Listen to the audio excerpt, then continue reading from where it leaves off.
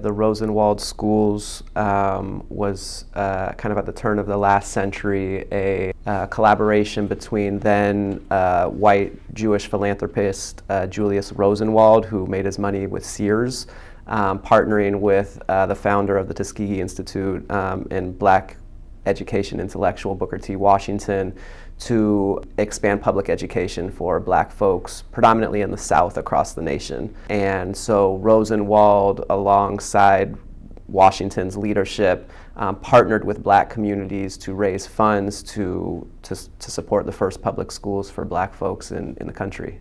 So the primary stakeholder for this project is the newly founded North Carolina Community Schools Coalition that was funded by the Department of Ed to expand community schools across the state of North Carolina for the next 5 years, thinking uniquely about how higher eds, colleges and universities are leveraging their resources, teaching, learning, research, service, to respond to the needs of public schools, right? And so this particular project is a history project, right? It is a way for us to draw on former community school practices to inspire this new expansion and movement of community schools in the state. Creating a new ranking, and which will include race, class, and deficits that are not accounted for in typical measures of success, like report cards and grade averages.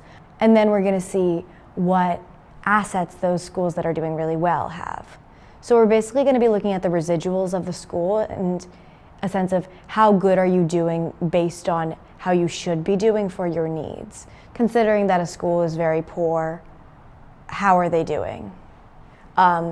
Because we notice that some of the current rankings are looking more at how much money does this school have than how well is this school utilizing its resources that it has. Schools that were like, or school districts that were largely like in the bottom half of the ranking, that now with this new system are in the top half or top even quartile, and are able to do 3 different case studies of Durham County, Caswell County, and Martin County, and be able to kind of draw back on the history of Rosenwald's and how Rosenwald showed up 100 years ago as a way to show some of these counties, if and when we decide to expand the strategy to those districts, to say, hey, this is not new actually, right? Y'all have been experts in this holistic style of public education for a long, long time.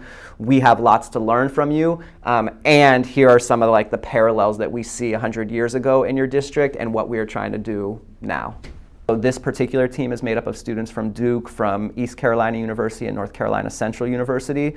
So that alone is always really ripe for learning. Really immersing ourselves into figuring out, okay, yes, we know Rosenwalds were a thing, and we know that modern community schools were a thing, but how is there a direct correlation, and then how can we kind of address that and bring that to, modern day, to really say, okay, yes, this is we need more of these schools all around, and understanding that this is not the end all be all final answer to addressing the educational crisis, but understanding that this can potentially be a first step to addressing things that are going on. The Rosenwald schools are kind of the first documented example of a community school format, which basically means that you're engaging the community and you're responsive to community needs. It's about building collective identity and focusing on the whole child. So instead of just focusing on for one test scores and reaching a certain mark, you're focusing on enhancing the entire child's life and recognizing that they aren't just a part of a person when they come to school. They have an entire life. Emotional and physical well-being, but it also focuses on human resources such as healthcare, and it incorporates students' families. So if they need, legal support, they do a wide variety of things, and it's supposed to be individualized to a community. Data for our students has looked really, really diverse, both in terms of quantitative data and in terms of qualitative data. How they access it, how they use it, all of those things have been really challenging for the students and worthy of digging into. We learned a lot throughout the summer, right? One of the things we learned pretty quickly is that there's not an apples to apples equation, right? Particularly given the 100-year time difference and the way that racism shows up in how data is archived, right? The implementation of community schools and caring about the child as a whole has just been super important to me, and I didn't even realize that there were so many like parts of community schools that came up in my public school until I started researching, and I was like, wait, my school had that, my school had that. And that was really interesting for me. And I was like, that was great. Like, I appreciated the access to tutoring. Everybody should have that.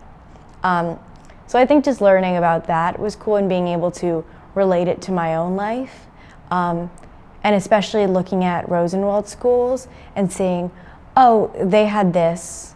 They had access to, you know, community engagement. The families were very involved. And now schools that have families very involved are also doing well.